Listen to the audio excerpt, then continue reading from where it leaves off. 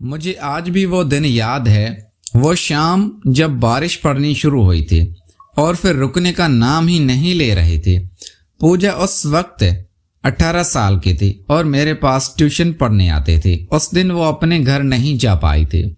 उसके पापा ने मुझे फोन करके कहा कि पूजा आपके घर के पास ही रुक सकती है, बारिश रुकने तक इधर आने का कोई रास्ता नहीं है और सुबह तक भी साफ नहीं होगा।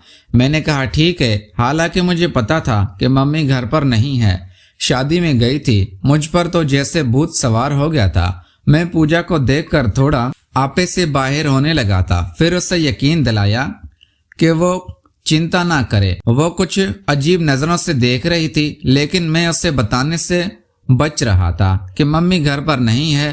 पूजा के पापा ने दोबारा फोन किया तो उसने उनसे झूठ बोल दिया कि आंटी घर पर ही है।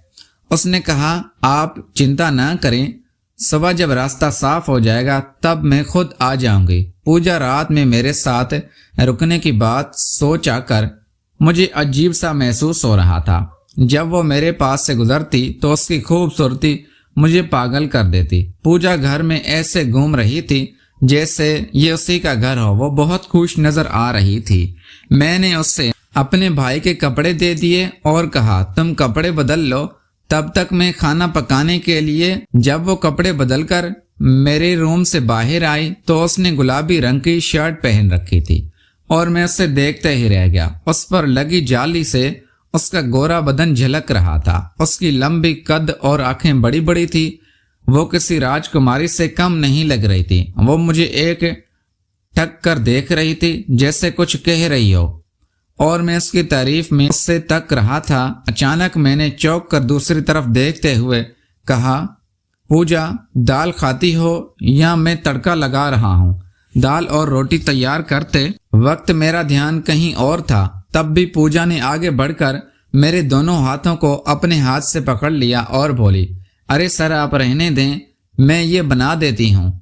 उसने चम्मच मेरे हाथ से लिया और उसके छूने से मेरे शरीर में एक अजीब सी गर्माहट उभर आई। मैं चुपचाप एक तरफ बैठ गया। पूजा मुस्कुराते हुए कहा चिंता मत कीजिए, मेरी माँ ने मुझे खाना बनाना अच्छे से सिखाया है। हम दोनों ने मिलकर खाना खाया और खाना खाते खाते बहुत सारी बातें की। मुझे आज पता चला कि पूजा सिर्फ प्यारी ही नहीं बल्कि बहुत बातूनी भी है, वरना पहले तो वो पढ़ती और चली जाती थी। हमने काफी बातें की और फिर अपने अपने कमरे में सोने चले गए। बारिश और बिजली की गड़गड़ाहट हो रही थी। तूफान आया हुआ था, लेकिन मेरे अंदर उठने वाला तूफान उससे कम नहीं था। मुझे नींद नहीं आ रही थी और बार बार पूजा की याद आ रही थी। मेरा मन कर रहा था कि मैं उठकर उसके पास जाऊं और अपनी बाहों में भाल लूं, लेकिन हिम्मत नहीं जता पा रहा था। तब भी दरवाजे पर खटखटाने की आवाज आई। मुझे पता था कि ये पूजा ही है, क्योंकि घर में कोई और नहीं था। मैंने झट से दरवाजा खोल दिया। दरवाजा खोलते ही पूजा मुझसे कहने लगी सर मुझे अंधेरे से डर लगता है, क्या मैं आपके पास सो सकती हूँ? मैंने कहा हाँ क्यों नहीं, तुम एक तरफ सो जाओ। मैंने पूजा को बिस्तर पर एक तरफ इशारा करते हुए कहा और वो एक तरफ लेट गई। मैं भी दरवाजा बंद करके दूसरी तरफ लेट गया, पर मुझे नींद नहीं आ रही थी। ऊपर से पूजा इस नाइट ड्रेस में कुछ इस तरह लेटी थी कि जी चाह रहा था बस उसे देखता ही रहूं। बाहर अचानक बिजली कड़की, जिससे डर कर पूजा की आंखें खुल गई। वो दोबारा से बिजली कड़कने से डरने लेटे लेटे ही आकर मेरे सीने से चिपक गई। मैंने पूछा पूजा ये क्या कर रही हो? उसने कहा सर मुझे बिजली की कड़कड़ाहट से बहुत डर लगता है, मुझे ऐसा ही सोने दीजिए।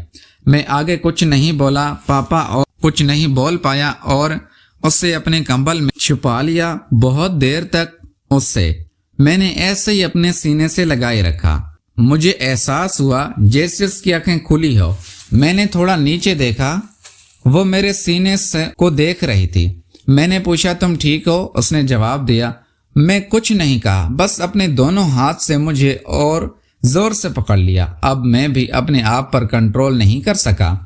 मैं उससे पूरी तरह से अपनी बाहों में सिमट लिया और पूछा पूजा तुम बहुत अच्छी लगती हो क्या? मैं तुम्हें थोड़ा सा भी पसंद हूँ। जवाब में उसने अपने दोनों हाथ मेरे सीने से छुपा दिए और मुझे एक अजीब सा एहसास होने लगा। उसकी गर्म सांस मुझे और भी बेचैन कर रही थी। ठंडी रातों में बाहर का मौसम बहुत ही रोमांटिक भरा था, लेकिन अंदर जैसे आग सी लगी हुई थी।